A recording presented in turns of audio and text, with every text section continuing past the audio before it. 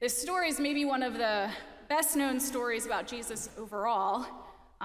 The phrase walk on water has become kind of an idiom for an impossible or a godlike feat. So maybe you've heard someone say something like, wow, she looks at him like he could walk on water.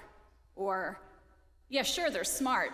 They can't walk on water, can they? Of course, none of us can walk on water, but Jesus does. So what is this passage showing us about what it means to follow him, to follow his way of love? What I notice in the passage today is the way that his walking on water is bookended by two small details that are really big details.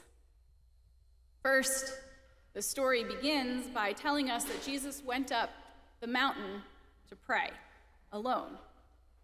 He'd been teaching a crowd, and he sends the disciples to go ahead of him on a boat while he says goodbye to the crowd. And then when he's finally alone, he goes up the mountain to take some time alone to pray. That solitary prayer sets the stage then for his walking on water. And then after he walks to the disciples on the water, and the disciples think he's a ghost because they still don't get who he is. After Jesus walks to the disciples on the water, after Peter comes out of the boat and wants to walk himself on water and starts to sink and then reaches for Jesus and walks, after both Peter and Jesus walk on water, the passage ends with another small but significant detail. We learn that the people who are sitting there in the boat seeing all of this, they respond by worshiping Jesus. Their response is worship.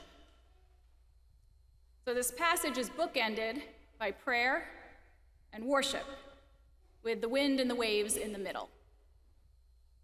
Like in our lives, there's often wind, there's often waves. The story of Jesus walking on water and Peter walking through the wind and the waves, it's a story that starts with prayer and it ends with worship.